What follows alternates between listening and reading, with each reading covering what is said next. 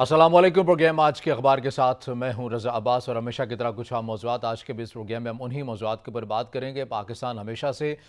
तवानाई बहरान का शिकार रहा है और हमेशा से पाकिस्तान की ये ज़रूरत रही है। अगर पाकिस्तान की GDP बेहतर भी हो जाती है तो फिर तवानाई और सनतों के हवाले से जब तवानाई की जो ज़रूरत है वो बढ़ जाया करती है और उसके अंदर यकीनन ईंधन का इस्तेमाल हो, डीज़ल हो या दीगर जो तवानाई का सेक्टर है, गैस हो, बिजली हो, इसकी ज़रूरत हमें हमेशा रहती है। और यही एक बुनियादी वजह होती है कि जिसकी वजह से हमें बड़ी तादाद में ये बाहर से मंगवानी भी पड़ती हैं, डॉलर्स भी बाहर भी जाता है और हम मुस्तहकम नहीं कर पाते हैं अपनी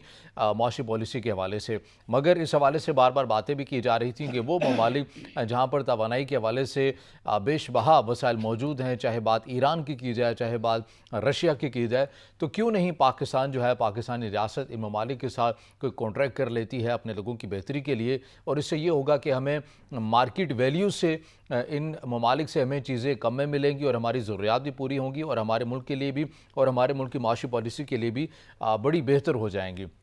तो इस ज़िमन में हमने देखा कि 80 रुकनी वफ़द रशिया का उनके वज़ीर तवानाई की वो लीड कर रहे थे, उनकी सरबराही में पाकिस्तान आया, जहाँ पर कल MOU साइन भी हुए, जिसके अंदर मुतादिद जो मंसूबे हैं उनके ऊपर एक दस्तखत भी किए गए हैं, MOU साइन किए गए हैं, चाहे वो तवानाई के हवाले से हो, ट्रांसपोर्ट के हवाले से हो, रेलवेज़ के हवाले से हो, बैंकिंग सिस्टम के हवाले से हो, हायर एजुकेशन के हवाले से हो, ज़राअत के हवाले से हो। तो ये तमाम चीज़ों के ऊपर MOU साइन हुए हैं और जबकि जो हुकाम हैं वो ये कहते हुए नज़र आ रहे हैं कि जो रूसी तेल है वो मार्च के बाद जो है वो पाकिस्तान के उसका जो सिलसिला है वो शुरू हो जाएगा। अदायगी का एक मामला एक अहम था कि वो किस सूरत में अदायगी की जाए, किस करेंसी की सूरत में की जाए। तो इस हवाले से भी इस वफ़्त में बात हुई है। इन माहिदों के अंदर वो चीज़ें भी शामिल हैं कि किसी भी दोस्त ममालिक की जो करेंसी है उसके अंदर अदायगियाँ की जा सकती हैं। हो सकता है कि बातें ये इम्कान भी ज़ाहिर किया जा रहा है कि वो शायद या ग़ालिबन जो है वो चीन की करेंसी भी हो सकती है जिसमें पाकिस्तान अदायगियाँ कर सकता है। ये MOU जो साइन हुआ है, अब हम बाकी इसको कागज़ी कार्रवाई से निकल कर कोई ग्राउंड रियलिटीज़ भी देखेंगे, ग्राउंड के ऊपर इम्प्लीमेंट होता हुआ भी देखेंगे, पाकिस्तान के लिए किस हद तक ये ज़रूरी है और पाकिस्तान की जो रिक्वायरमेंट है वो फुलफ़िल कर सकता है और ये इसके लिए किस तरह से रियासत को जो है वो अपना तसल्सल बरकरार रखना होगा। इस सूरत हाल के ऊपर हम बात करेंगे क्योंकि माजी में भी ऐसे माहदे हो चुके हैं मगर उसके ऊपर अमल दरामद नहीं हो सका है। इसके साथ साथ सियासी लिहाज से हम बात करेंगे पाकिस्तान तहरीक इंसाफ के बयानिए के और जो एक नया बयानिया सामने आ रहा है नून लीग की जानिब से। ज़राए के मुताबिक ये खबरें सामने आ रही हैं कि जब नून लीग की क़यादत पाकिस्तान में आएगी तो एक कैंपेन, एक नया नैरेटिव बनाएगी जो कि एंटी इस्टेब्लिशमेंट होगा, जो कि साबिका एंटी इस्टेब्लिशमेंट थी। उसमें 2 जजेस के हवाले से भी नाम सामने आ रहे हैं कि साबिक चीफ जस्टिस हाकिम निसार के हवाले से भी, आसिफ सईद खोसा के हवाले से भी और फिर साबिक आर्मी चीफ कमर जावेद बाजवा और साबिक DG ISI जो रहे फैज़ हमीद, उनके हवाले से एक नया बयानिया बनाने की कोशिश करेंगे। इस्तीफ़े भी मंजूर कर लिया गया है मज़ीद 35। इस तमाम सूरत हाल के ऊपर आज के इस प्रोग्राम में हम बात करेंगे और इस तमाम सूरत हाल के ऊपर बात करने के लिए मैं स्टूडियो में ज्वाइन किया सीनियर सहाफ़ी तजज़ियाकार मुनीर अहमद साहब ने। मुनीर साहब बहुत शुक्रिया वक्त देने के लिए। मुनीर साहब बात कर लेते हैं सबसे पहले रशिया के साथ जो मायदा हुआ, MOU साइन हुआ है और मार्च के बाद ये इम्कान ज़ाहिर किया जा रहा है कि रूसी जो तेल है वो पाकिस्तान को मिलना शुरू हो जाएगा, अदायगियाँ किसी दोस्त ममालिक की करेंसी में की जा सकेंगी। इस मायदे को, इस पेशरफ्त को आप कैसे देखते हैं? बहुत शुक्रिया। ये मेरा ख़्याल है कि पिछले कोई चंद सालों के दौरान अगर कोई इंतहाई अहम पेशरफ्त समझी जा सकती है बैनुल-अक़वामी ताल्लुकात में तो वो ये मुआहदा ही है। वज़ीर तवानाई जो रूस के यहाँ पर आए और 80 अफराद के ऊपर उनका जो वफ़द था, ये एक बहुत खुशाइंद बात है। और आपने देखा होगा कि जब इमरान ख़ान साहब ने दौरा किया और उसके बाद से जो सूरत हाल और जिस तरह का उन्होंने बताया कि भी ये बड़ा ब्रेक थ्रू है और सारी सूरत हाल, तो यकीन माने जब हम कुछ सिफारती तकरीबात के अंदर जाते थे और वहाँ पे कभी कभार अगर किसी रूसी डिप्लोमेट से, सफारतकार से मुलाकात होती थी तो वो हंसते थे और वो कहते थे यार जिस तरह का आपका इमरान ख़ान साहब जिस तरह का बात करते हैं इस तरह की बातें तो वहाँ पर नहीं हुई। बहरहाल that was a courtesy call. और लेकिन हमें इमरान ख़ान को इस बात का क्रेडिट ज़रूर देना चाहिए कि एटलीस्ट رشیا اور پاکستان کے درمیان میں آئس بریکنگ ضرور ہوئی، لیکن اس کے کانسیکوینسز کیا ہوئے پاکستان کے بارے میں، باقی دنیا کے سطح کے اوپر، وہ تشویشناک بات ہے کہ انہوں نے ایک یعنی بہت منفی. لیکن اس کے بعد سے اگر ہم اپریل سے دیکھیں جس طرح سے آئے اور جس طرح کی ایک بڑی ٹربولنٹ پولیٹیکل سینیریو تھا پاکستان کے اندر، اور بہت معاشی مسائل تھے ہمارے، اور وہاں پر اگر ایک ڈوبتی ہوئی کشتی کو اس کو سیل کرنے کے لیے اگر آپ آ جائیں، اور لیکن بڑے مشکل حالات میں سے گزر کر اور گریجولی جس طریقے سے پچھلے چند مہینوں کے اندر یہ ڈیولپمنٹ ہوئی ہے، اور نومبر دسمبر میں سینیٹر مصدق ملک صاحب نے کہا تھا کہ جنوری میں توقع ہے کہ ہم مذاکرات کی طرف اصل میں بڑھ جائیں گے. اور یہ بہت اچھی بات ہے کہ وہ جو ایک پچھلے چند مہینوں میں مذاکرات ہو رہے تھے، ان کے وفد آ رہے تھے، تو اس کا الٹیمیٹلی اب ہم یہ چیزیں ایم او یو کے بعد کوئی حتمی صورت کے اندر ہم کچھ دیکھیں گے بھی گراؤنڈ کے اوپر، کیونکہ اس سے پہلے بھی یہ چیزیں ہو چکی ہیں نا. معاہدے مزید جو ہے وہ 10 سے 12 دن لگیں گے. مارچ کے بعد کی تاریخ دی جا رہی ہے. مصدق ملک صاحب نے بھی کہا کہ مارچ کے بعد یہ سلسلہ ہے روسی تیل کا،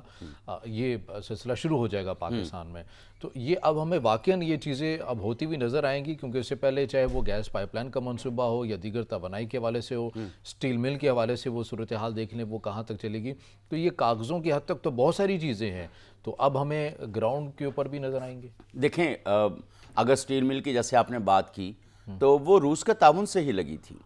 اس کے بعد 70s میں جب مارشل لا لگا جنرل ضیاء الحق کا زمانے میں، اور اس کے بعد سے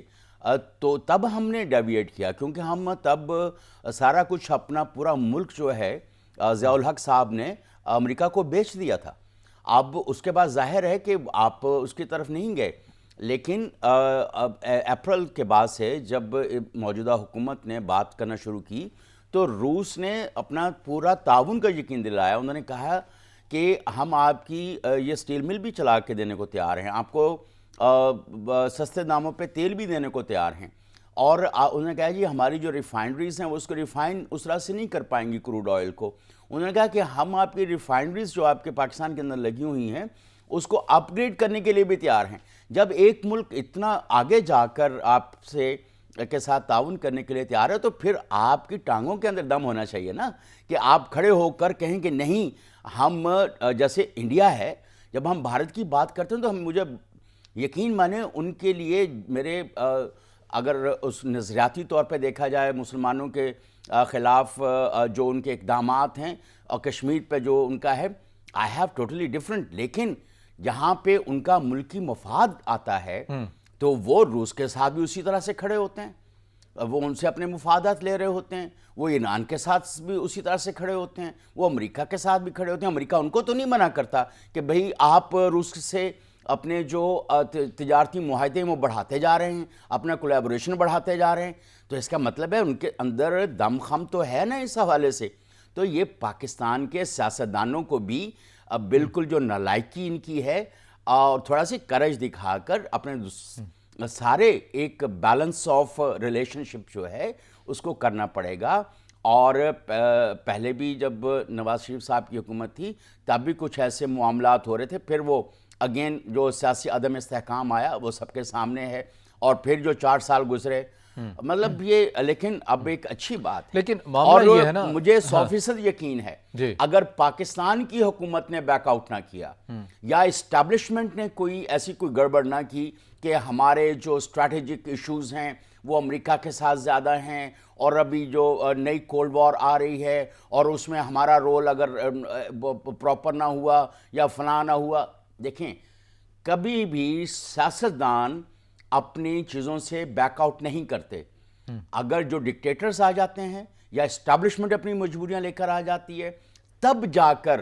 اب پھر سیاستدان کو بیک آؤٹ کرنا پڑتا ہے کہ نہیں، ہمارے جو اسٹریٹجک ایشوز ہیں وہ زیادہ مقدم ہیں، ہمارا دفاع جو ہے وہ زیادہ مقدم ہے. تو وہاں پہ تجارت عوام کی فلاح و بہبود، وہ سارا ختم ہو جاتا ہے۔ اب کتنے اور ملک ہیں اس میں یہ چیز بھی ضروری ہے نا کہ یہ تسلسل، جس طرح آپ نے کہا کہ، لیکن اس کے اندر یہ ہے کہ تسلسل ہونا بڑا ضروری ہے۔ تسلسل بہت ایسا نہ ہو کہ اگر موجودہ حکومت نے ایم او یو سائن کیے ہیں، معاہدے ہو جاتے ہیں، یہ چیزیں آنا بھی شروع ہو جاتی ہیں، تو یہ نہ ہو کہ کوئی نئی گورنمنٹ آئے اور وہ پھر یہ کہہ دے کہ چونکہ اس معاہدے کے اوپر یا اس ڈیل کے اوپر، اس کانٹریکٹ کے اوپر بڑی کرپشن ہوئی ہے اور یہ کرپشن کی جا رہی ہے، فلاں پیسے کھا گیا ہے، جیسے ہم نے ایل این جی اسکینڈل میں قطر کے ساتھ ہم نے دیکھا تھا، پھر ہم چیزوں کو متنازع بنا دیتے ہیں اپنے کرپشن کے بیانیوں کو بیچنے کے لیے، تو اس صورت میں پھر ملکوں کو بھی نقصان ہوتا ہے۔ آج دیکھ لیں کہ ایل این جی ہمارے پاس نہیں ہوتی تو ہم جب سردیوں کا پیک ٹائم ہوتا ہے تو ہم ممالک سے زیادہ قیمت پر بھی دینے کی بات کر رہے ہیں، مگر ہمیں چیز نہیں مل رہی ہوتی ہے، تو یہ روش بھی کم از کم بند ہوتی بھی آپ کو نظر آئے گی۔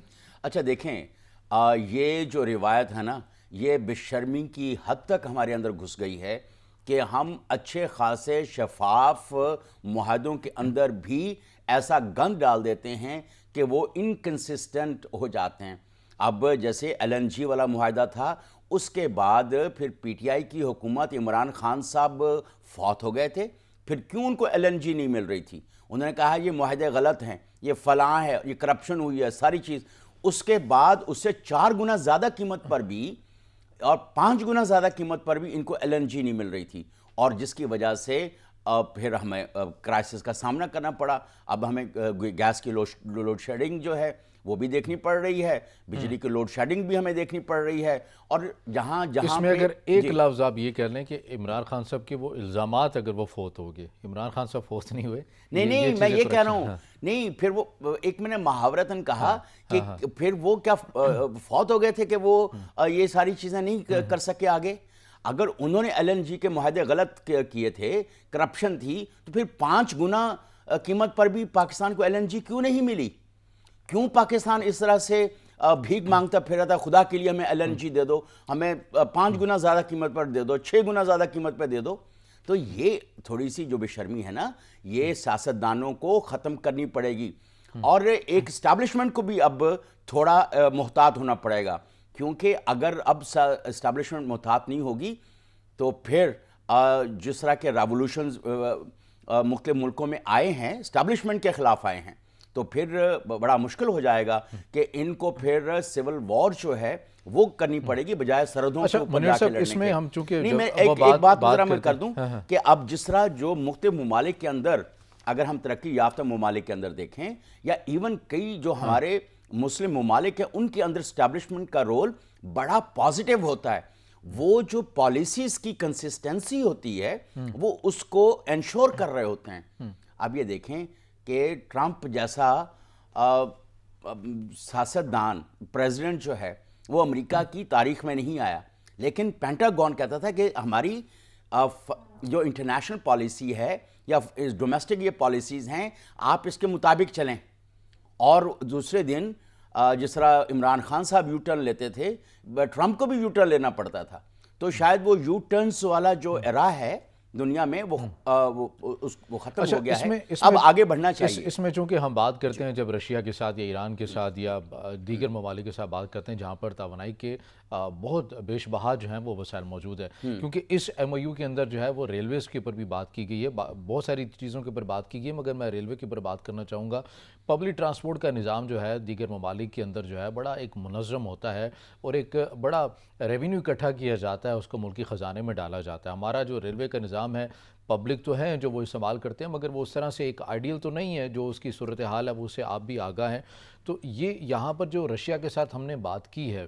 اب ہم یہ بھی دیکھیں گے کوئی ریلوے میں بھی، اس لائن میں بھی کوئی انقلابی سطح کے اوپر کوئی اقدامات ہوں گے، کوئی ہمارا بھی نظام کوئی منظم ہوگا۔ ہمارے پڑوس میں اگر ہم ایران کی بات کریں، پھر اس کے ساتھ ساتھ اگر بھارت کی بھی بات کریں، تو ایک بڑا مضبوط ایک سسٹم ہے ریلوے کا، ہمارے ملک کے اندر بہت کمزور ہے، تو اس میں بھی آپ دیکھ رہے ہیں کہ یہ بھی آپ کوئی چیزیں ہمیں ہوتی ہوئی نظر آئیں گی؟ اب دیکھیں، بنیادی بات یہ ہے کہ سیاستدان کوئی بھی ہو، آپ کو ملکی مفاد کے اندر جو معاہدے کیے جاتے ہیں ان کو لے کے آگے چلنا چاہیے۔ ہمارے ہاں سکوپ بہت موجود ہے، کارپوریٹ سیکٹر جو ہے وہ گڈز کی ٹرانسپورٹیشن اپنے طریقے سے ایک جگہ سے دوسری جگہ کر رہا ہے، سیالکوٹ سے اور مختلف جگہوں سے جو سامان جانا ہوتا ہے وہ ظاہر ہے کہ کراچی پورٹ سے ہی آگے ایکسپورٹ ہونی ہوتی ہے، تو کراچی تک تو اس نے جانا ہے. پھر ہمارے پیسنجرز کس طرح سے ویگنوں میں اور دوسری چیزیں جو اتنی پبلک ٹرانسپورٹ سسٹم جو ہے وہ انتہائی خستہ حال ہے اور کمزور ہے, لیکن اس میں ان کو سفر کرنا پڑتا ہے اور جیسی کوئی صورتحال, اور جو ایک فلیسنگ ہے وہ بھی یعنی زیادہ کرائے جیسے لیے جاتے ہیں. تو یہ کہیں پہ ہمیں اپنا جو پبلک ٹرانسپورٹ سسٹم ہے اس کو بڑھانا پڑے گا. جب ہم بچے تھے یا جوان ہو رہے تھے تو تب ہم نے اسلام آباد کے اندر پبلک ٹرانسپورٹ سسٹم ہم نے دیکھا ہے, لیکن اب وہ ہمیں دوبارہ سے بحال ہوا ہے, لیکن درمیان میں نہیں تھا. اس طرح باقی شہروں کے اندر تو ہمیں اس طرح کا بھی پبلک ٹرانسپورٹ سسٹم نظر نہیں آتا. چھوٹے شہروں میں نہیں ہے, لیکن چھوٹے شہروں کو ان کو ریلوے سے ہی لنک کیا جا سکتا ہے. ہماری جو پٹریاں ہیں, ہماری جو ریلوے کے جو بوگیز ہیں یا انجنز ٹریکس ہیں, کی بات کی جائے, بوگیوں کی بات کی جائے, تو انجن کی بڑا بات بڑا کی جائے, انتہائی, لیکن اگر اچھی چیزیں آ جاتی ہیں اور اس کو پراپر طریقے سے چلایا جاتا ہے تو یہ ایک بہت ایفیشنٹ جو پبلک ٹرانسپورٹ ہے, دیٹ از ویری کیونکہ وائٹل. یہ ایک ایسا ڈپارٹمنٹ ہے نا, کبھی ہم جاپان سے مشینری لینے کی بات کرتے ہیں, کبھی ہم چین کے ساتھ ہمارا کیونکہ سی پیک والا بھی معاملہ ہے, اس کے اندر بھی بہت ساری چیزیں آتی ہیں جو ابھی تک جو ہے وہ تاخیر کا شکار ہے. پھر اب ہم روس سے بھی ہم بات کرتے ہیں, تو یہ ڈپارٹمنٹ کہیں نہ کہیں جو ہے وہ کمپرومائز ہو جاتا ہے یا پھر اس کو ترجیح ہی نہیں دی جاتی حکمرانوں کی جانب سے, حالانکہ یہ بہت بڑا ڈپارٹمنٹ ہے جو آپ کے ریونیو میں بڑی حد تک اضافہ کر سکتا ہے. نہیں, بالکل صحیح ہے, یہ کر سکتا ہے, لیکن ہم نے چین سے کچھ انجن اور بوگیز وغیرہ کو ہم نے کچھ کیا تو تھا اور اربوں روپے ہم نے اس کے اوپر خرچ بھی کیے تھے, لیکن ہم دوبارہ اس کو چلا نہیں پائے, اور اس میں بہت ساری ایسی کوئی صورتحال تھی جو کچھ ڈیفیشنسیز تھیں سسٹم کے اندر. اب یہ بھی تو دیکھنا پڑے گا نا کہ جو نیگوشیشنز کرنے والے لوگ ہیں, کیا ان کے اندر ٹیکنیکل ایکسپرٹس موجود ہیں یا صرف سیاستدان کر رہے ہیں, اور آپ کون سی چیز لے رہے ہیں, آپ کی ایکسپرٹیز کیا ہے, کیا آپ اپنی سکلز کو, اپنی کیپیسٹی کو بڑھا کر اس کو لے رہے ہیں. اب اگر فرض کریں کوئی مجھے F-16 دے دے, تو بھائی میں تو ایک چھوٹی سی کار چلانے والا آدمی ہوں, میں F-16 نہیں چلا پاؤں گا نا, مجھے F-16 کو خریدنے کی سمجھ ہے. تو انفارچونیٹلی جو چین کے ساتھ بھی معاہدے ہوئے اندرون خانہ, وہ صرف سیاستدان اس پہ نیگوشیٹ کر رہے تھے, اس کے اندر ٹیکنیکل ٹیم اس طرح سے نہیں تھی. اب بہرحال پھر اس وقت جو ڈیفیشنسی ہے اسکل کی, ایک اچھا ریلوے سسٹم آپریٹ کرنے کی دو وجوہات ہیں. ایک تو استعداد کار نہیں ہے, کیپیسٹی نہیں ہے ہمارے لوگوں کی. دوسری بات یہ ہے کہ کرپشن اتنی زیادہ بڑھ چکی ہے ریلوے کے اندر کہ نیچے جو کلرک ہے وہاں پہ جو ٹکٹ بیچنے والے سے لے کر انجن چلانے والے تک اور اوپر, تو یہ کرپشن مافیا جو ہے اس کو ایک وہاں پہ پہلے ختم کرنا پڑے گا, اور پھر آپ کو اپنے سلیکٹڈ لوگوں کے نئے لوگ, ٹیکنیکل لوگ لانے پڑیں گے جو مارکیٹنگ جانتے ہوں, جو اپنے ریلوے کے نظام, ان کی ٹیکنیکلٹیز کو جانتے ہوں, اور پھر یہ ایک بڑا ایک میرٹ کی سطح کے اوپر جو بھی جس ڈپارٹمنٹ کے اندر بیٹھا ہے وہ میرٹ کے اوپر اگر اس کی تعیناتی ہوگی تو ہی سسٹم چلا کرتے ہیں. بات کریں گے ناظرین مالیاتی اداروں کی جانب سے بھی جو مشکلات پاکستان کو درپیش ہیں, اس حوالے سے بھی بات کریں گے. بریک کے بعد ہمارے ساتھ رہیے گا.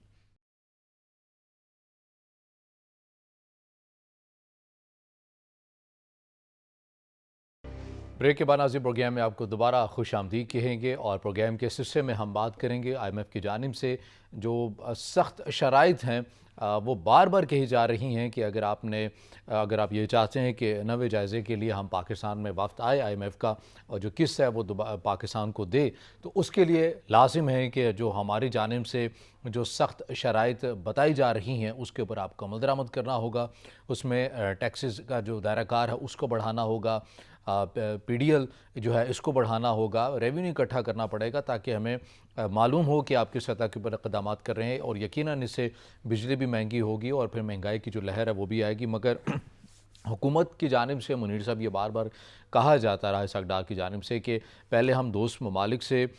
مدد مانگیں گے, ان سے پیسے لیں گے, اور جب ہمیں وہ امداد مل جائے گی تو پھر اس کے بعد جو ہے IMF کے پاس ہم جائیں گے اور پھر ہم یہ دیکھیں گے کہ کس سطح کے اوپر ہمیں ان سے بات کرنی ہے. مگر اب دوست ممالک بھی یہ کہہ رہے ہیں کہ پہلے آپ IMF کے پاس جائیں, ان کی شرائط کو تسلیم کریں, وہ آپ کو کس جاری کرتے ہیں تو ہی ہم آپ کو جو ہے وہ امداد دیں گے. اس صورتحال کے اندر آپ نے اتنا ٹائم ویسٹ کر دیا, اور اب آپ کے یہ کہہ رہے ہیں کہ ہم منی بجٹ بھی لے آئیں گے, سخت شرائط جو IMF की जानिब से कही जा रही हैं, हम उसको भी इम्प्लीमेंट कर देंगे। तो ये बीच का वक्त फिर आपने ज़ाया क्यों किया है जब आपने करना यही था? देखें, गरीब आदमी जो है ना, वो चीज़ों को लिंगर ऑन कर रहा होता है कि यार ये हमें जो मुश्किल चीज़ें हैं वो ना ही करनी पड़ें, जान बच जाए। तो हमारी हुकूमत ने भी लगता है वही पॉलिसी इख्तियार की है। हालांकि कहा जाता है कि जो कड़वी गोली आपने निगलनी है वो आप वो करें और आगे चलें ताकि कुछ तो मेरा ख्याल है कि ये जो सख्त फैसले लेने चाहिए थे वो पहले ही ले लेने चाहिए थे, क्योंकि बहुत सारा वक्त ज़ाया हो गया। अब इस वक्त सबसे जो बड़ा मसला है ख़ास तौर पर PMLN को, वो अपनी सियासी साख बचाने का है। और सियासी साख बचती हुई वैसे भी नज़र नहीं आ रही। अवाम ने ये नहीं देखना कि आपने किस तरह के मुआशी हालात के अंदर हुकूमत संभाली थी, या सफारती जो आपकी इंटरनेशनल आइसोलेशन थी वो कितनी थी और वो क्यों थी। वो उनको इससे कोई गर्ज नहीं, उनको ये है कि मुझे आटा मिल रहा है कि नहीं मिल रहा है, मुझे चीनी मिल रही है कि नहीं मिल रही है। हालांकि तुर्की में अगर हम ज़्यादा जाएं, तुर्की में कीमतें ट्रिपल हो गई हुई हैं। जो पहले एक चीज़ 1 रुपये की मिल रही थी, अब वो वहाँ पे 3 रुपये की मिल रही है। लेकिन उनकी आवाम को पता है कि ये ऐसी सूरत हाल है, रिसेशन है और तुर्की को ये बर्दाश्त करना पड़ेगा। और वहाँ पर बहुत सारी चीज़ें हैं जहाँ पे टैक्सेस का भी इजाफा कर दिया गया है। और लेकिन उनके अवाम को इस तरह से बौंदलाई नहीं फिर रही जिस तरह से हम बौंदलाए फिर रहे हैं, ना उनके हुक्मरान बौंदलाए फिर रहे हैं। तो अब ये देखना पड़ेगा हमारी आवाम को भी और हमारे हुक्मरानों को भी कुछ थोड़ी सी मैच्योरिटी दिखानी पड़ेगी, आवाम को एतमाद में लेकर। अब देखें, अगर बहुत सारी चीज़ें, अगर ज़रूरियात ज़िंदगी अगर मुयस्सर नहीं हैं तो फिर बड़ा मुश्किल हो जाता है। बेसिक्स तो अवेलेबल होनी चाहिए। अब वो बेसिक्स अवेलेबल क्यों नहीं है रज़ा? इसमें मुनीर साहब बात ये है कि इंटरनेशनल फैक्टर तो है, इसमें तो कोई शक नहीं, और ख़ासकर जो रूस और यूक्रेन के बाद ये रहा है। मगर हमारी आवाम को भी जो बार बार सियासतदानों की जानिब से मशवरे दिए जाते हैं कि आप 2 नहीं 1 रोटी खा लें, आप 2 कप चाय नहीं 1 कप चाय पी लें, लेकिन जब ये आवाम ये करने के लिए तैयार है, इसने कर्ज उतारो मुहिम के अंदर भी अपना बड़ा किरदार अदा किया हुआ है, इसने डैम फंड्स के अंदर भी बड़ा किरदार अदा किया हुआ है, इसने हर मुश्किल वक्त में किरदार अदा किया है। मगर जब वो ये देखते हैं कि हमारे हुक्मरान जो हैं वो 77 से 80 अफराद के ऊपर मुश्तमिल हमारी कैबिनेट है, प्रोटोकॉल्स मिल रहे हैं, बाहर ममालिक के दौरे हो रहे हैं, तो पूरे जहाज़ भर भर के जाते हैं, तो वो रवैये भी तो फिर जज करते हैं ना कि आप हमें तो ये मशवरे देते हैं, आप खुद क्या कर रहे हैं फिर। बिल्कुल सही बात है। और जाहिर है कि इनको ये जो अपने एक्सपेंसेस हैं गवर्नमेंट को, और जो पूरे अब 4-5 सूबों के अंदर जो सूरत हाल है, इनको अपना वो कम करना चाहिए। एलीट अपने एक्सपेंसेस कम नहीं कर रही है। जो हमारी एक तो सियासी जो पॉलिटिकल एलीट है, उसके अलावा जो अदरवाइज़ हमारे कॉर्पोरेट सेक्टर है, जो बड़े लोग हैं जो इस मुल्क का शायद 2% भी नहीं होंगे, वो 80% तो इसके रिसोर्सेज वो इस्तेमाल करते हैं। तो अब वहाँ पे अब जो जितनी इंपोर्ट्स हो रही हैं लग्जरी आइटम्स की, अगर आप अपने कस्टम्स वालों को और इनके जो आप स्टैटिस्टिक्स को देखें तो कोई 70-80% जो इंपोर्ट्स हैं वो तो इन चंद लोगों के लिए हैं। तो वो उनको कटेल करना चाहिए। अब वो चीज़ें इंपोर्ट करनी चाहिए ताकि जो आवाम के लिए हो। फिर जो आपके यहाँ ज़ख़ीरा अंदोज़ी है, यार ज़ख़ीरा अंदोज़ी तो आप ख़त्म कर सकते हैं कि नहीं कर सकते? अगर आप 4 ज़ख़ीरा अंदोज़ों को कल चौक पे लटका दें कि यार इसके गोदाम से गंदम बरामद हुई और ये कमबख्त मारा जो है ये नहीं कर रहा था, और आपने टिका के उसको टिका दिया, उसके बाद 5वां ज़ख़ीरा अंदोज़ फ़ौरन माल निकाल के मार्केट के अंदर डालेगा और उसके बाद तौबा करके हाथ जोड़ के आगे खड़ा होगा कि सर मैं आइंदा नहीं करूँगा। आपके यहाँ तो अकाउंटेबिलिटी उस तरह से है ही नहीं किसी की भी। जो मार धाड़ आपके यहाँ चल रही है, अगर सियासतदान कैसे करेंगे? उन्होंने वही ज़ख़ीरा अंदोज़, वही मुनाफाखोर, वही इस तरह के लोग जो हैं वो आपके जो पॉलिटिकल कैंपेन्स हैं उनको फंड कर रहे होते हैं, पॉलिटिकल आपकी पार्टीज़ को फंड दे रहे होते हैं। तो कैसे आप ये सारा कुछ करेंगे? फिर आपके अपने जो आपके जो हुक्मरान तबका है वो जो अपनी ललियाँ तललियाँ कर रहा है, तो क्या वो आवाम से ढकी छुपी हैं? تو لیکن اب کوئی عوام کو بھی تھوڑا سا دیکھنا پڑے گا اور سیاستدانوں کو بھی دیکھنا پڑا ہے. جیسے میں نے پہلے کہا کہ اسٹیبلشمنٹ کو ہوش کے ناخن لینے پڑیں گے. پوری دنیا میں اسٹیبلشمنٹ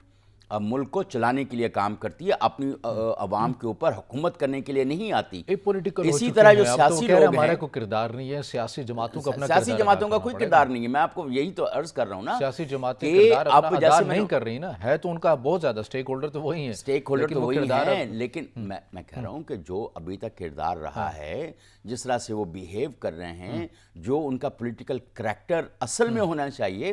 اس پہ ان کو جاننا چاہیے. وہ ہے نیشنل لیڈرشپ اینڈ اور اپنے ملک کو چلانے کے لیے جو ایک طریقہ کار ہے عوام کی فلاح و بہبود کے لیے, کہ یہاں پہ تعلیم ہو, صحت ہو, روزگار ہو, ہر بندے کو ایک پرامن طریقے سے روٹی مل رہی ہو. چاہے 10 روپے کی جگہ اگر 15 روپے کی بھی مل رہی ہوگی تو لوگ لیں گے, لیکن روٹی ملے تو صحیح. اگر ایک بندے کو 100 روپے کی دہاڑی نہیں ملتی تو وہ بیچارہ کیا کرے گا؟ اب کتنی بے روزگاری ہمارے ہاں اس وقت بڑھی ہوئی ہے. جو انڈسٹری ہم نے چلانے کی کوشش کی, اس جانب ہماری کوئی ترجیحات نہیں ہے نا ابھی. جو ترجیحات نہیں اگر ہے. ہم سیاسی سطح کے اوپر بات کر لیتے ہیں, کیونکہ ہم نے اس موضوع کے اوپر بات کرنی تھی, تحریک انصاف کی جو مزید جو 35 استعفے منظور کیے گئے ہیں, اب پی ٹی آئی کا یہ پہلے فیصلہ تھا قومی اسمبلی سے, ہم قومی اسمبلی میں نہیں بیٹھیں گے, اس سے باہر نکلیں گے, کیونکہ یہاں پر جو بیٹھے ہوئے ہیں وہ چور ہیں, ڈاکو ہیں, کرپٹ ہیں. اس کے اوپر بھی بڑی تنقید ہوئی تھی, اس پالیسی کے اوپر بھی بڑی تنقید کی گئی تھی. خود جو مخلوط حکومت ہے ان کی جانب سے یہ کہا جاتا رہا کہ آپ کو جو بھی بات کرنی ہے پارلیمنٹ میں آ کر کریں, مگر جب پارلیمنٹ میں آنے کا اعلان ہوا اس صورت میں دیکھا کہ استعفے جو ہیں وہ پھر منظور ہونے کا سلسلہ شروع ہو گیا ہے. پہلے 35 ہوئے, اس کے بعد مزید جو ہے وہ 35 ہوئے, اس سے پہلے بھی 10 سے 12 جو غالباً ہے وہ ہو چکے ہوئے. تو یہ سیاسی جماعتوں کے اندر بھی کوئی لچک نہیں ہے کہ ان کے رویوں سے لگ رہا ہو کہ یہ کوئی سیاسی ڈائلاگ کر کے کوئی بات کو آگے بڑھائیں گے. یہی صورتحال ہے اور ملک جو ہے وہ اس نہج کے اوپر پہنچ چکا ہے. اب دیکھیں, پہلے تلواریں پی ٹی آئی کے ہاتھ میں تھیں, اس کے بعد سے اب یہ تھوڑا سا سنبھلے ہیں. اب اصل میں دیکھیں, ایک لحاظ سے میں سمجھتا ہوں کہ جب استعفے دے دیے گئے تھے, اگر وہ اس وقت یہ سارے ایکسیپٹ کر لیے جاتے تو ایک اور طرح کا پولیٹیکل کیوس پیدا ہو جانا تھا. اور جتنی ہمارے اکنامک انسٹیبلٹی ہے, اس کے بعد اگر ایک پولیٹیکل انسٹیبلٹی اس حد تک چلی جاتی, کیوس کی حد تک, تو وہ بھی ایک زیادہ بڑا عدم استحکام تھا. تو شاید اس وجہ سے انہوں نے ایکسیپٹ نہیں کیے. لیکن اب یہ دیکھیں, اب یہ مکمل طور پر سیاسی ایک چال ہوتی ہے جو اپنے فائدے کے لیے وہاں سے اعتماد کے ووٹ کا کہا گیا, تو یہاں پر جو ہے, کیونکہ پہلے جو اسپیکر قومی اسمبلی راجہ پرویز اشرف, ان کی جانب سے کیا کہا جاتا رہا, ان کی جانب سے یہ کہا جاتا رہا کہ ایک ایک رکن میرے پاس ہے, مجھے تسلی کروائے تو جو ہے وہ میں استعفے منظور کر لیتا ہوں. پھر دھڑا دھڑ جو ہے ہم نے دیکھا کہ پہلے 12 ہوئے, پھر 35 ہوئے, پھر مزید 35 ہو گئے. اب مزید خبریں سامنے آ رہی ہیں ذرائع کے حوالے سے, وہ کہہ رہے ہیں کہ مزید بھی جو ہے وہ استعفے منظور کر لیے جائیں گے. تو یہ صاف لگ رہا ہے کہ آپ کو وہاں سے اعتماد کے ووٹ کا کہا جانا تھا, اپوزیشن آنی تھی پارلیمنٹ کے اندر, آپ اس کو نہیں ہینڈل کر سکتے تھے, اور یہ پھر آپ نے حربہ استعمال کیا. ایک یہ آپ کی بالکل جو آپ بات کر رہے ہیں یہ بالکل صحیح ہے کہ یہ اصل میں اس عدم اعتماد سے بچنے کے لیے یہ سارا پروسیس ہے. لیکن بلیسنگ ان ڈسگائز یہ ہے کہ اچھا ہوا کہ نہیں آئے, اور ان کے استعفے اس وقت سے قبول کیے جا رہے ہیں جب یہ دیے گئے تھے. اس کا مطلب یہ ہے کہ جو 8-10 مہینے وہ اب پارلیمنٹ میں آ کر لیجسلیشن میں اور اپنا ایک جو مثبت رول انہوں نے ادا نہیں کیا, اب ان کے انہوں نے پیسے کلیم کر لینے تھے. جس دن وہ اپنے آ کے ان کہتے کہ ہاں جی, تو لیکن میرا خیال ہے کہ شاید اب ان کو پیمنٹس بھی ان کی روکی جانی چاہیے, اور اس وقت سے ہی ایکسیپٹ کر کے, تو یہ ایک اچھا ہوگا کہ بہت سارے ملینز کا. لیکن تنخواہیں مراد تو یہ مخلوط حکومت کہہ رہی ہے کہ پی ٹی آئی والوں کو مل رہی ہیں, ان کو مل رہی ہیں. تو پھر تو دیکھیں یہ کتنی ایک لاجز میں تو کہتے ہیں پارلیمنٹ لاجز کے اندر وہ آ کے رہتے بھی ہیں. یہ تو مخلوط حکومت کب سے کہہ رہی ہے کہ ایک طرف آپ نے استعفے بھی دیے ہوئے ہیں اور آسائشیں بھی جو ہیں آپ ان سے بھی مستفید ہو رہے ہیں. تو پھر تو یہ ایک پی ڈی ایم کو بھی سوچنا چاہیے اور پی ٹی آئی کو بھی سوچنا چاہیے کہ جب آپ نے استعفے دیے ہوئے ہیں تو پھر آپ یہ مراد کیوں استعمال کر رہے ہیں. پھر عوام کو بھی ان سے پوچھنا چاہیے. لیکن اس فیصلے کی وجہ کیا ہے؟ کیا اس سے کوئی معاشی عدم استحکام ہے, وہ استحکام میں تبدیل ہو جائے گا, سیاسی استحکام آ جائے گا؟ وجہ کیا دیکھ رہے ہیں اب اس مخلوط حکومت کی؟ نہیں, صرف ایک جو پولیٹیکل کیوس ہے جو پیدا ہونا ہے نا, اس کی وجہ سے ایک تو یہ وجہ ہو سکتی ہے کہ وہ اس چیز کو ایوائڈ کرنے کی کوشش کر رہے ہیں. دوسرا جو پی ڈی ایم کی ابھی حکومت ہے, وہ اس کو تھوڑا سا ٹائم گین کر رہی ہے. وہ اپنی جو سیاسی ساکھ جیسے میں نے کہا کہ خراب ہو چکی ہے, وہ کہیں اس کو کچھ 2-4 قدم اور چل کے بہتر کرنے کی کوشش کر لیں. جیسے ابھی روسی معاہدہ ہوا ہے تجارت کا, تیل کا, یہ ایک اچھی ایک خوش آئند بات ہے. اور اگر مارچ میں تیل آنا شروع ہو جاتا ہے اور کچھ صورتحال, تو یہ ایک پازیٹیو یعنی ایک مثبت قدم ہو جائے گا, اور امید ہے کہ اس سے شاید کوئی ان کی. لیکن وہ چیزیں تو یہ نہیں مان رہے نا پاکستان طریقے سے. وہ یہ کہتی ہے کہ یہ اپنے کیسز کو معاف کروانے کے لیے اور اپنے اقتدار کو طول دینے کے لیے ایسے اقدامات کر رہے ہیں, ہمارے صفحے بھی منظور کر رہے ہیں, اور یہ جو پارلیمانی مدت ہے اس کے مکمل ہونے کے بعد بھی اپنی جو گورنمنٹ ہے اس کو ایکسٹینڈ کرنے کے لیے یہ ڈیل بھی کر رہے ہیں, باتیں بھی کر رہے ہیں. اور جس کا یہ اظہار کیا ہے وہ ان کا ایسا کوئی بیانیہ نہیں ہے, بلکہ یہ خود اسحاق ڈار صاحب کو میں سن رہا تھا ایک انٹرویو میں, انہوں نے کہا کہ اگر ہم ملک کو اس مشکل صورتحال سے نکال لیتے ہیں تو یہ پھر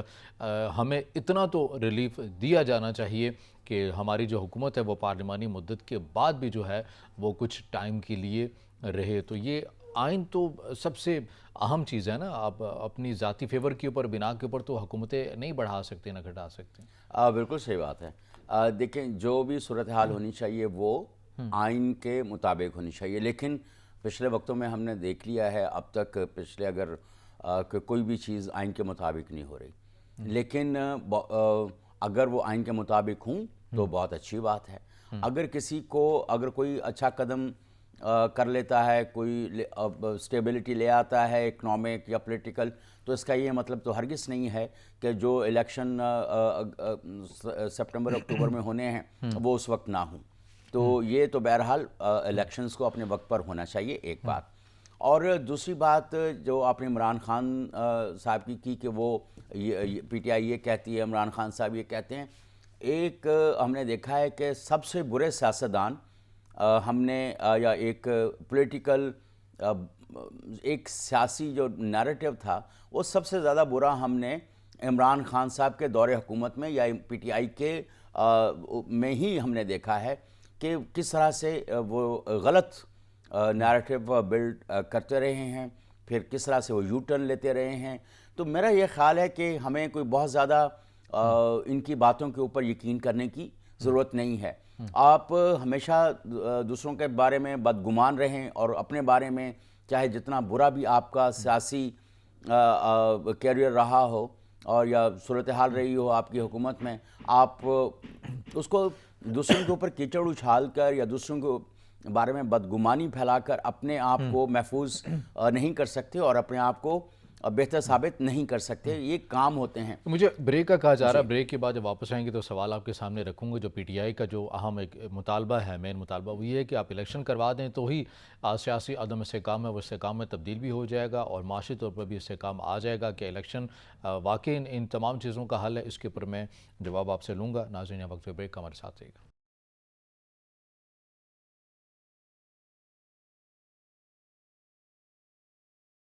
بریک کے بعد آج پروگرام میں آپ کو دوبارہ خوش آمدید کہیں گے. منیر صاحب, بریک میں جانے سے پہلے سوال آپ کے سامنے رکھا, الیکشن ہی اس تمام صورتحال کا واحد حل ہے؟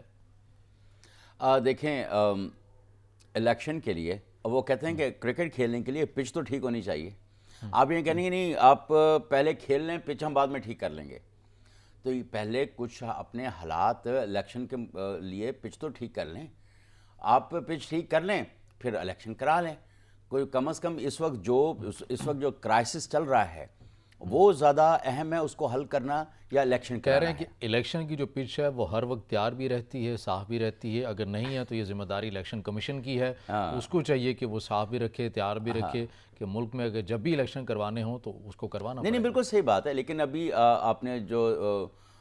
حد بندی جو ہے وہ ابھی اپنے مرحلہ جو ہے وہ سر پر, مردم شماری کا حل, مردم شماری کا جو ہے وہ آپ کے سر پر ہے. ابھی وہ چیزیں نہیں ہو پا رہی. پہلے حکومت مردم شماری تو کرا لے. اب وہ اپنے مہنگائی کے چکر سے نہیں نکل پا رہی. لیکن اگر وہ ایک وقت میں اگر نہ ہو سکیں تو پھر الیکشن کمیشن کو جو پہلے سے مردم شماری حلقہ بندیوں کی جو اعداد و شمار ہیں, جو چیزیں ہیں, پالیسی ہے, اسی کو لے کر پھر الیکشن کروانا لیکن وہ تو کتنا پرانا ہو چکا ہے. آپ یہ دیکھیں کہ ہمارے پھر نئی بھی اگر بر وقت نہیں ہوتی نا, نئی کی ذمہ داری نہیں, لیکن نئی کی دیکھیں آپ کو چیزیں کرنی تو پڑیں گی نا. اب آپ نے اگر فریش مینڈیٹ لینا ہے تو فریش سٹیٹسٹکس پہ لیں گے نا.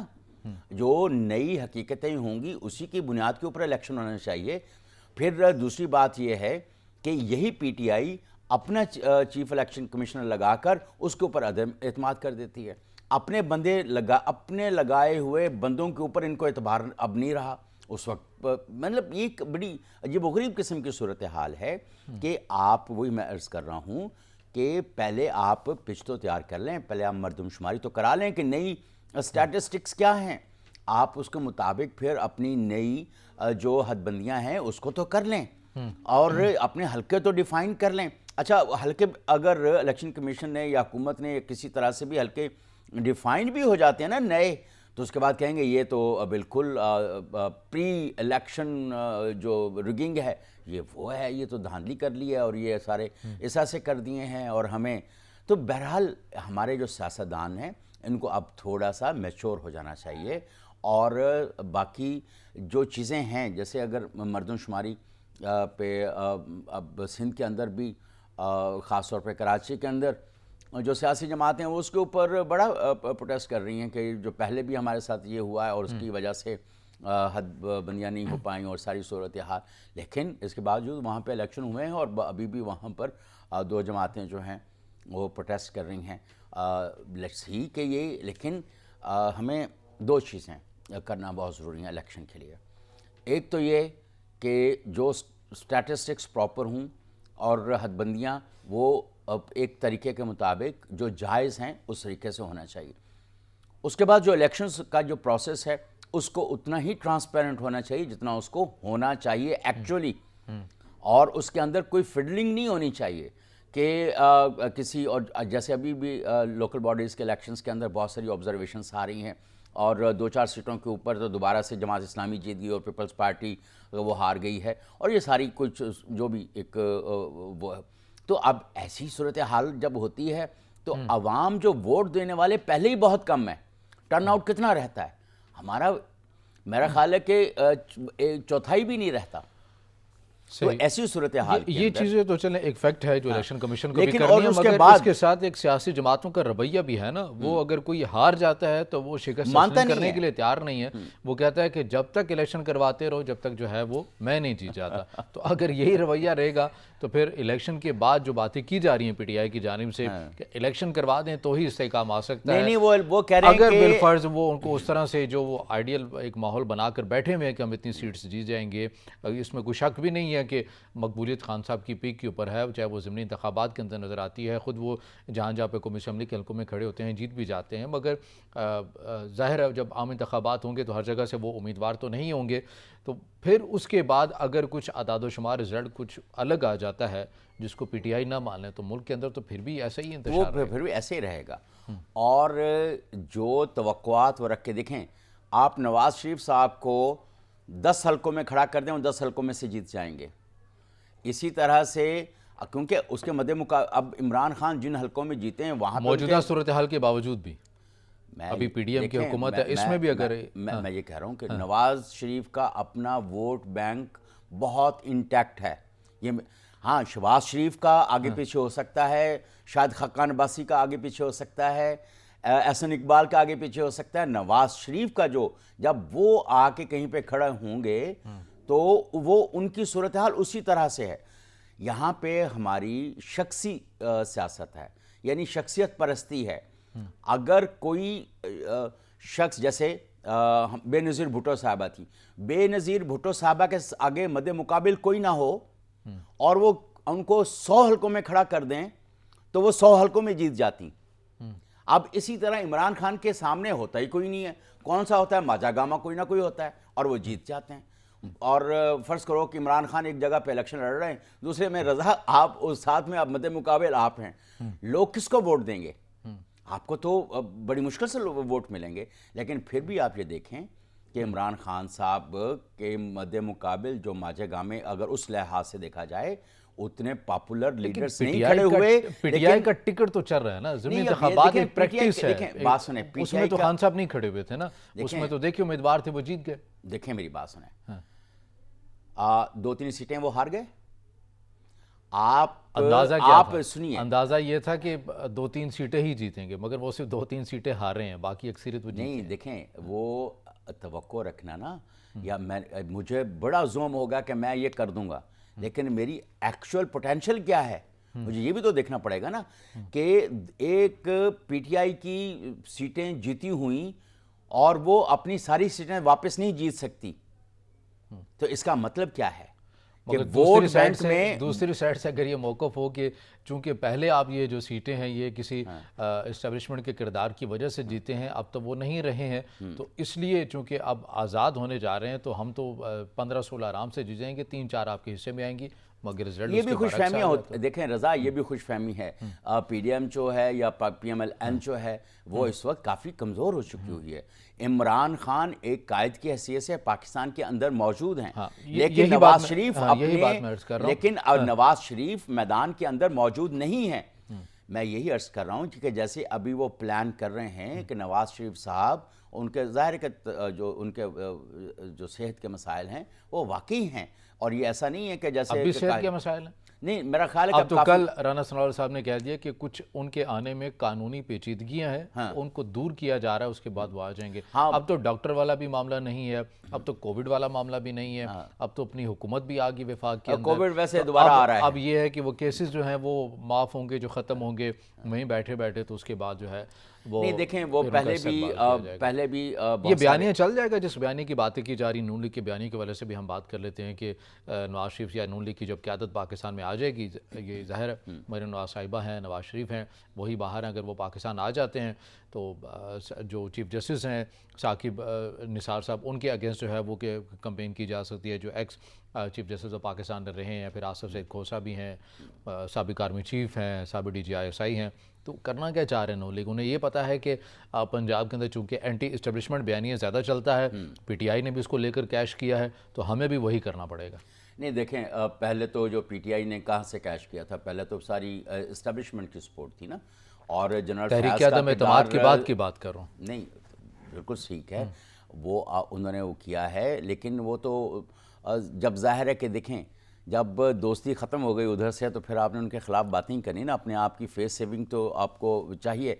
اب اگر جنرل باجوہ صاحب کی بات ہے، خان صاحب کی دوستی ختم ہوگی اور نون لیگ والوں کا دوبارہ سے جو ہے وہ تعلقات بحال ہو گئے، یہ بھی تو نہیں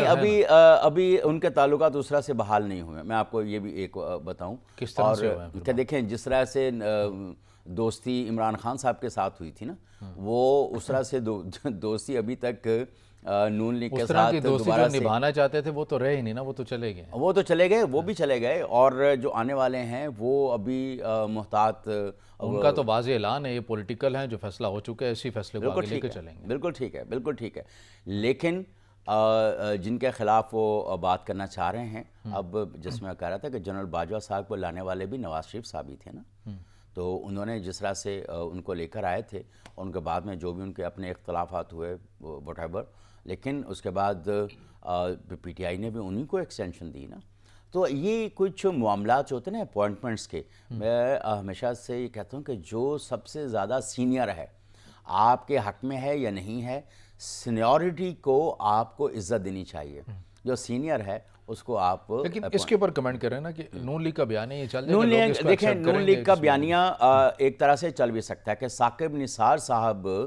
ان کو تو جسٹس کہنا بھی جسٹس ہونے کی توہین ہے، جس طریقے سے انہوں نے ڈیم فنڈ کے ساتھ کیا ہے، یا جو پولیٹیکل مینوورنگ انہوں نے کی ہے، یا جس طرح عدالتی انصاف کا قتل کیا ہے، ان کے اوپر تو بہت سارے الزامات ہیں، اور وہ پروون ہے۔ لیکن سپریم کورٹ آف پاکستان تو کہہ رہی ہے نا، وہ جو فنڈز اکٹھے کیے گئے تھے وہ ابھی تک سیکیور ہیں، وہ پڑے ہوئے ہیں، اور وہ گاہے بگاہے جو ہے وہ استعمال، لیکن اس کی یہ بہرحال اجازت جو ہے وہ سپریم کورٹ آف پاکستان سے ہی لینی پڑتی ہے۔ نہیں وہ لینی پڑتی ہے، لیکن اس کے جو بہت سارے فنڈز ہیں جو ثاقب نثار نے استعمال کیا، اس کا حساب کون دے گا؟ انہوں نے کون سے کیا؟ اور انہوں نے کون سے، یار دیکھیں ڈیم فنڈ کا اعداد و شمار ہوں گے آپ کے پاس کوئی؟ سر میرے پاس دیکھیں، میرے پاس اس طرح سے اگر آپ مجھے کہتے کہ آپ آئندہ اس کے اوپر رکھ لیں، میں اسٹیٹسٹکس پورے لے کے آ جاؤں گا، لیکن رومرز جس طرح سے ہیں، جس طرح کی شاہانہ زندگی وہ اپنے لندن کے اندر اور ساری صورتحال، وہ کیا وہ منی ٹریل دے سکتے ہیں اس کا؟ اب یہ کرنا چاہیے، لیکن جس طرح کے عدالتی فیصلے آئے ہیں ان کے دور حکومت کے اندر، صادق اور امین کا، اور کس طرح سے، کیا آپ نبی صلی اللہ علیہ وسلم کے بعد کسی کو کہہ سکتے ہیں کہ وہ صادق اور امین ہے؟ اور کیا عمران خان جیسے بندے کو آپ صادق اور امین کا سرٹیفکیٹ دے سکتے ہیں؟ اور یا دوسرے جس طرح سے cases P M L N کی قیادت کے خلاف بنائے گئے ہیں اور کیا اور اس کے جو فیصلے آئے ہیں کیا آپ ان کو کیا وہ چیلنجبل نہیں ہیں؟ صحیح. تو یہ بہت ساری چیزیں ایسی ہیں عدلیہ کے فیصلوں سے متنازع ماحول بنا ہے، مگر اس کا ایک نقصان یہ بھی ہوا ہے جو حقیقی معنوں کے جو کیسز تھے وہ بھی متنازع ہوئے، جیسے یہ ٹی ٹی اسکینڈل ہے شہباز شریف اور ان کی فیملی کے اگینسٹ. یہ بڑا ایک حقیقی معنوں کے اوپر یہ کیس آگے بھی بڑھ رہا تھا، اومنی اسکینڈل بھی ہو، اسی لیے دیگر جو صحیح معنوں میں جو کیسز ہیں وہ بھی متنازع ہوئے ہیں، اس وجہ سے کہ کچھ فیصلے جو ہیں کچھ الزامات بے بنیاد لگا کر سیاستدانوں کو جیلوں میں بھی ڈالا گیا. ہمارے ساتھ موجود تھے سینئر صحافی تجزیہ کار منیر احمد صاحب. آپ کے وقت کا بہت شکریہ. ناظرین، آج کے پروگرام سے اتنا ہی. اجازت دیجیے. اللہ حافظ.